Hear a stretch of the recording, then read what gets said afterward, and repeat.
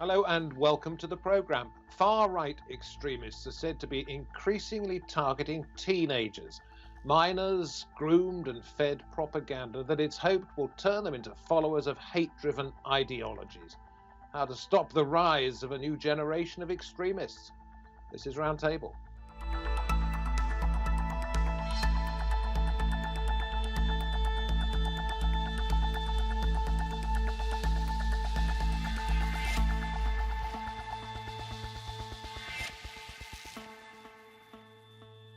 And a warm welcome from me, David Foster. A report from a group called Hope Not Hate states that there is what it calls a dangerous and tragic emerging trend within the far right.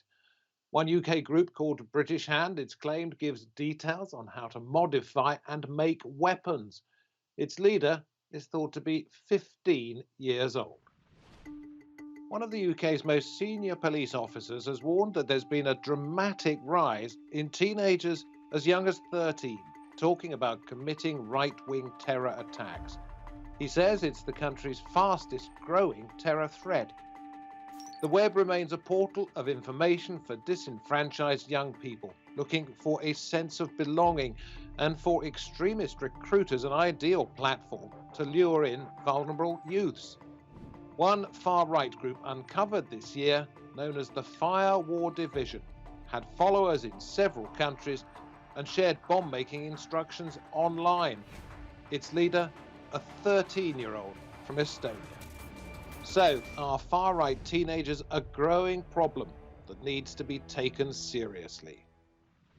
Okay, time to get chatting. A little bit later, we'll be hearing from Eviane Leidig, who researches extremism at the University of Oslo, and from Vickie Shotbolt, who runs a website helping families stay safe online. But first, on Roundtable today, we say hello to Jesse Morton in New York, one-time extremist recruiter and co-founder of Parallel Networks. And we go to Cambridge in the UK, where we say hello to Bethan Johnson from the Centre for Analysis of the Radical Right. Jesse, I'm going to talk to you in just a moment. I was taken by a Wall Street Journal headline from last year, which went, New York Police Department analyst hunted Al-Qaeda recruiter for years. That was you. Now they're a team, says the headline. We'll talk about your story in just a moment, but Bethan, let me ask you first of all. It's been widely reported that young people as young as 10 or 12 are being looked at by extremists.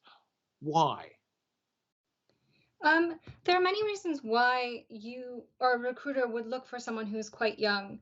First of all, they don't have the same kind of intellectual or personal resilience against radicalism that older individuals do.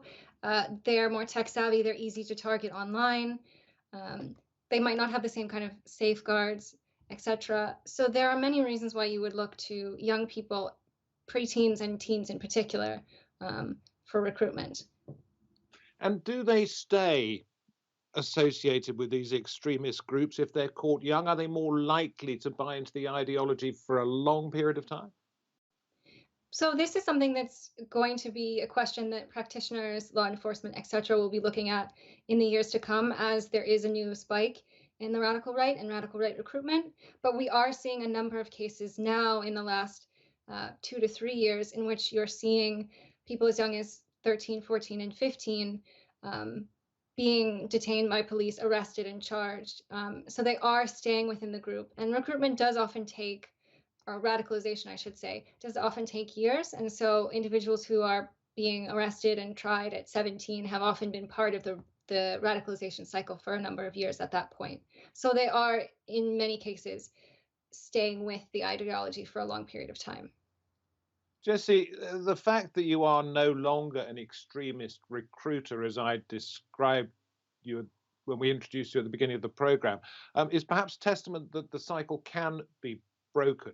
Is it better to do that as young as possible?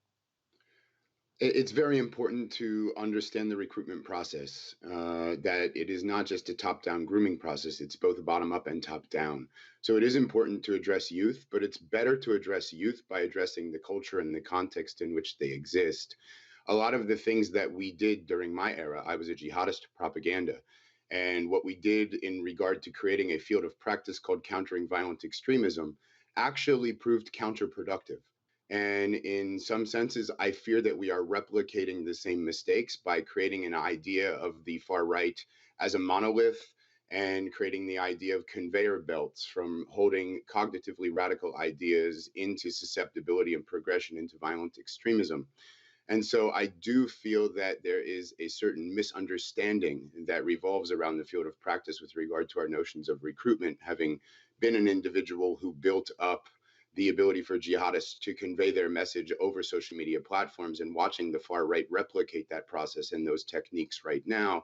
I do understand that we also have to address issues apart from social media and gaming platforms. We have to address the way that mainstream media covers it, because the more we platform, the more that academics turn their attention to it, the more that organizations dedicate themselves to combating violent extremism. If we do so on false notions and false principles, we can actually make the problem worse and violate a principle of do no harm and do no violent extremist favors. I see a lot of replicated mistakes which allowed our message to grow and actually promoted more acts of violent extremism, I would argue, than thwarted other risks. Well, that's fascinating. I just, going back to your own story, researching it myself, you said extremely vulnerable, and presumably if somebody feels isolated and doesn't have good social context with their peers or their family or the authorities, they are going to be extremely vulnerable the younger they are. Indeed. Again, it's about making, for a recruiter, it's about making what they consider to be, quote unquote, the truth accessible to those that seek it. And so when you're living in a hyperpolarized context that we see unfolding in Western societies, one of the things we did as jihadists was we forced Islamophobic narratives so that we could argue for the us versus them mentality that we were stating, that essentially the West was waging a war against Islam. Now, the objective was to tear apart Western democracies from within by creating hyperpolarization. And that objective has been fulfilled as we see the hyperpolarization create the conditions under which susceptibility, isolation, loneliness, lack of sense of belonging lead a person to go online and to try to find meaning, significance, and community in extremist movements. And so it is about creating access to a message and a narrative that can provide need fulfillment. But it doesn't start with social media and top-down recruitment. It starts with the general cultural context in which we find ourselves, largely a hyperpolarized to paraphrase, if I may, what you're saying is if somebody already feels isolated, then they're much more likely to be a successful target for an extremist recruiter. And I'm just wondering, what do you think of the FBI website, which is labeled "Don't Be a Puppet"? I'll come back to you on this one, Jesse, in a moment, if I may, but this one's for Bethan.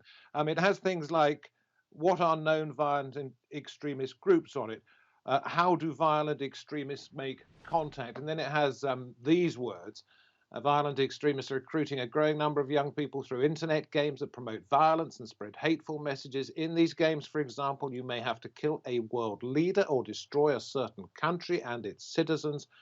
High-scoring players may be referred to violent extremist recruiters. Bethan, is it much easier in this digital age for recruiters to target the young and particularly vulnerable? It is, and that happens because there has been a migration from in-person meetings to online meetings, which allows young people in certain cases to masquerade as adults or to go unmonitored, so they don't need to physically go to a meeting or physically be recruited in the same way. So it's harder to disrupt that pattern or have parents, teachers, community leaders disrupt physical person-to-person recruitment. Also, there's just much more messaging of a far-right variety online or accessible to children, because that's who they are, through the internet. So not only through gaming, but through some social media or mainstream websites, etc. And the other presenter is correct, right? When you create a culture in which there is such intense divisivism, people are looking to find what camp to go to, and that includes young people. And they're finding individuals who are accepting of them online, who are acknowledging that they feel misunderstood or isolated, and people migrate that way. So there is a huge amount of recruitment that goes on online, and it's much easier for recruiters now to find young people than maybe 10 or 15 years ago. Let us talk about possible ways of preventing this. Jesse, Parallel Networks, your organization, does this in what way? Well, we address the problem holistically, and we look at the nexus between trauma and susceptibility and ideology, narrative, and identity. And so what we provide is we provide an ecosystemic or a holistic approach that mirrors and replicates the processes by which we radicalized and recruited those susceptible to the jihadist narrative. So apart from just doing counter-narrative campaigns, our counter-narrative campaigns concentrate on the variables and appreciate a multi-level sense of analysis that seeks to connect individuals that are susceptible or radicalizing to one-on-one interventionist with former far right-wing extremists, people that have been injured in extremist attacks or family members have been affected, and et cetera. From that one-on-one engagement, we realize that radicalization processes, that the group dynamics are ultimately important. And so instead of just working with them on a one-on-one basis, we put them into a new network, a series of individuals that are all dedicated to working to combat extremism and hate and are committed to nonviolence, but sometimes recognize the grievance as legitimate, but recognize the futility of approaching it with an extremist mindset. Okay, so you have to look at it in the round. You can't just look at young people being recruited. You have to look at how they got to that position in the first place and then work a way out for them. I wanted to ask you, Bethan, we're coming to the end of this section. The nature of poisonous politics these days is not necessarily going to be helpful. No, I think that when you see what we're witnessing in many Western societies and mainstream politics, the sort of ad hominem attacks, the rise in nativism and populism that really promotes anti-immigrant narratives, anti-Semitic narratives in certain countries as well, that is feeding into the sort of normalization of that kind of rhetoric, which allows people, including young people, to accept that as normal and then go further, so they don't necessarily realize how they've already begun the radicalization process. So by the time, in some cases, they have moved much farther along the radicalization process, they will not necessarily have recognized that. But we are, to a certain extent, normalizing the beginnings of radicalization on the far right through our own mainstream politics. Listen, thank you. Thank you both very much indeed. Jesse Morton, Bethan Johnson, we appreciate your time here on Roundtable and the work that you are both doing to combat, it is hoped, far-right extremism.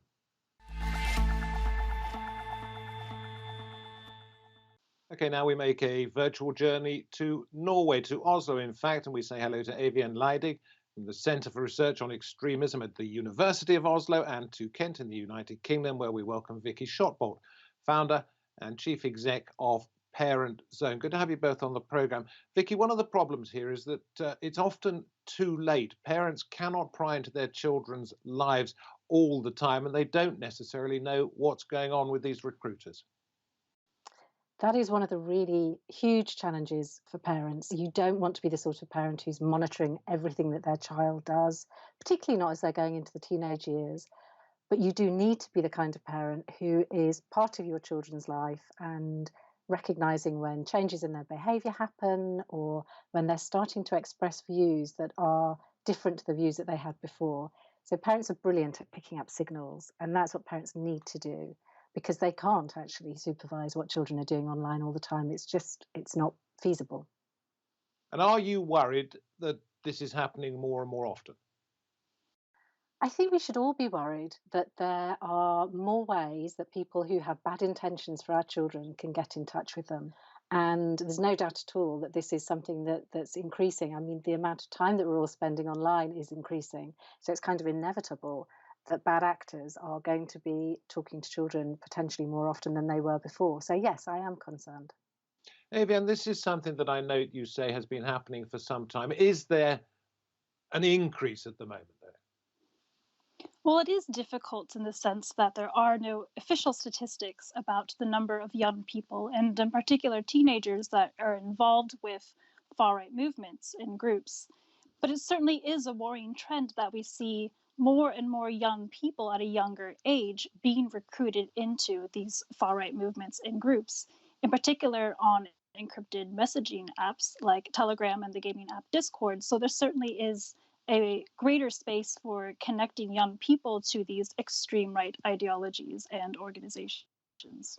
Is it simply that there is more technology available and people are becoming better equipped to know how to use it for nefarious reasons? Or is it because somebody's latched onto the idea that getting young people at a particularly vulnerable age is good for their terrible ends? Well, it's certainly both of those dynamics at play. So, on the one hand, we see more young people being connected to like-minded other young people at a very early age, and there's certainly a sense of community building on these platforms that they may not get in socializing, particularly during the pandemic with limited contact with other peers and students in the classroom. But also, we do see that far right movements and groups are very well adapted, and they have for a very long time been well adapted with various technologies in order to recruit and radicalize young people. And certainly, there is a motive for these far right groups and to be able to reach vulnerable young people at a younger age. But why so young? We're talking about maybe 10-year-olds, 11-year-olds. Why? It seems to me that they are unlikely to be able to carry out terrible terrorist attacks in the way that older teenagers or young people would be able to do. Why so young? Well, research shows that young people are recruited into these communities, and not necessarily because of ideology or because of the narrative of far right groups, but they see that they can build friendships and build communities. And we do see, based on research, that it is particularly young boys and teenagers who are in essence, attracted to these forms of masculinities that are being spread on these platforms and engaging with other young boys and teenagers. Well, let's take a look at a video from a website called Safer Devon. Devon being one of the more rural counties in England, an awful lot of countryside, not too many big conurbations. It can happen anywhere, and this is a warning from them. Hiya. All right, mate. It's me. How you doing? Yeah, I'm okay. How you feeling about tomorrow? Yeah, fine. Come on. Remember who you are. You're not a loser anymore. Who even are you? You're a total loser. Everyone doubted you. You should be so proud with how far you've come. This is your moment, mate. This behaviour is unacceptable in class. What's going on? We're here for you. We're your real family, yeah? You listen to me. I can really talk to you guys. You spend too much time on that screen. Don't you walk away from me. You guys have got me here. Everyone else have just let me down. Because you're one of us. We really believe in you, mate. Thank you. Be strong. Remember everything we've been through and taught you. You make us proud tomorrow, right? So are you ready? Yeah. Yeah, I'm gonna do this.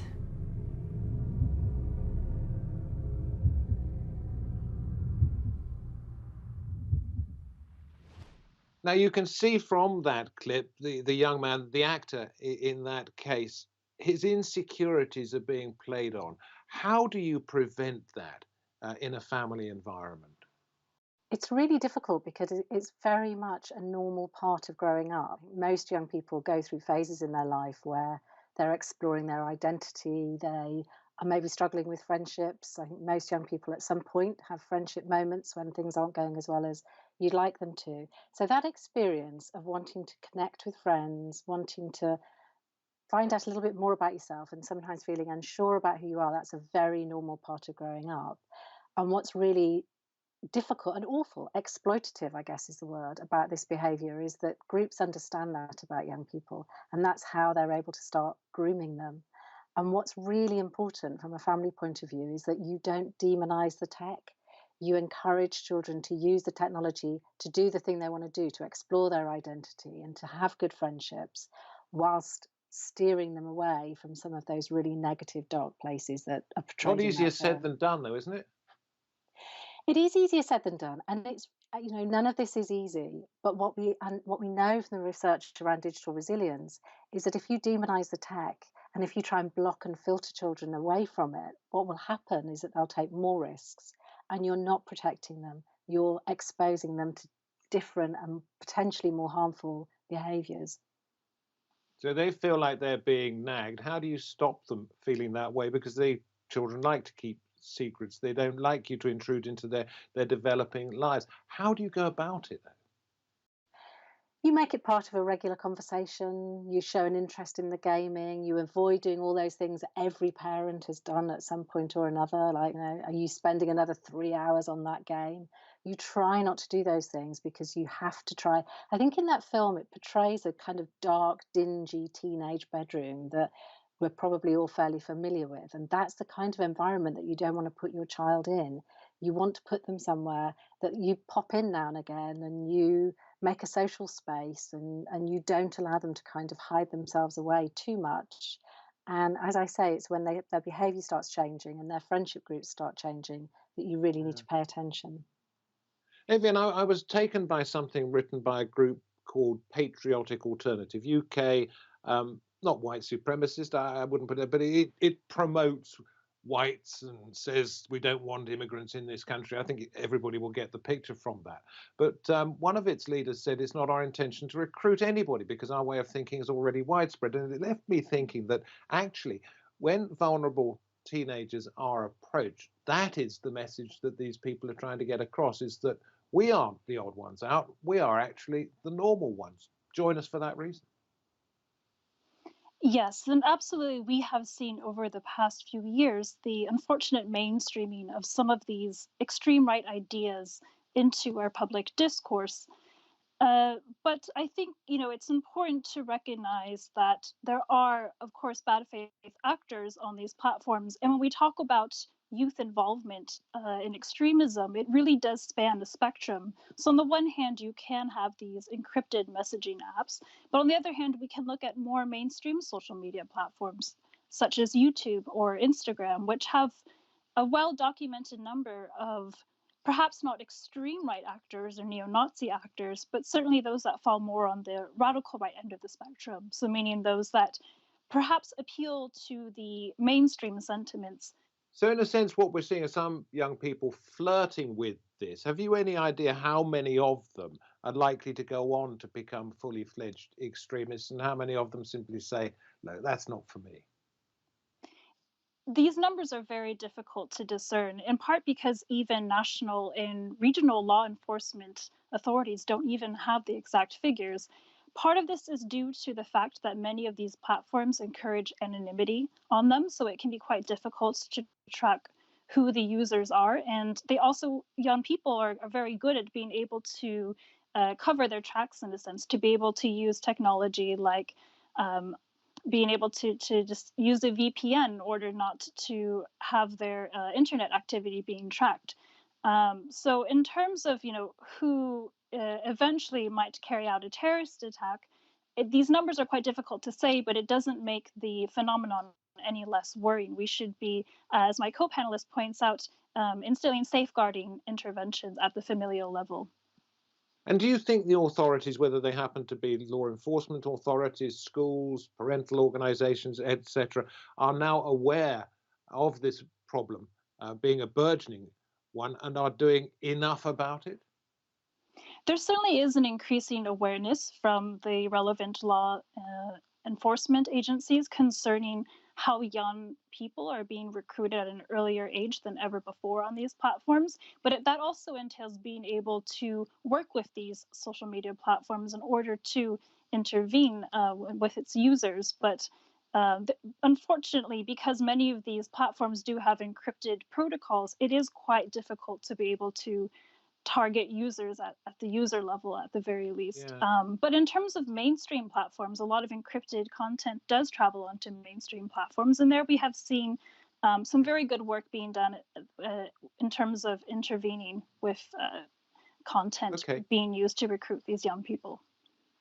Vickie, good work being done. Enough work being done on this?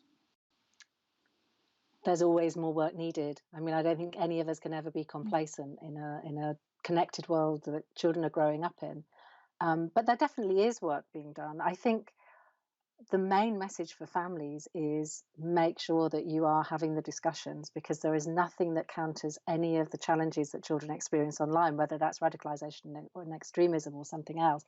There's nothing that responds better than parents creating the space for children to explore these issues and talk about them openly. If you can do that, then that's probably the best intervention we can put in place. I wonder if some people might think that that's actually a danger in itself. If you expose them to something that they might not otherwise be exposed to, they might become interested in something that otherwise they might not have touched. Unfortunately, in a digital world, the reality is they're going to be exposed to it. And we might wish that they weren't going to be, and it might be much easier to pretend that they could avoid it, but the truth is they are going to be exposed to it. And we always say to parents, if you're not talking to your children about this stuff, the internet will be. So make sure that you are talking to them about it. Well, certainly a very important and very strong message brought out by both of you. Thank you very much indeed. Eviane Leidig, good to have you on Roundtable. Vickie Shotbolt, very good to hear your thoughts once again. That is all we have time for. From me, David Foster, from the Roundtable team that put it all together, we thank you very much for your company, wherever you happen to be watching this, and ask you to join us next time, if you can. Until then, goodbye.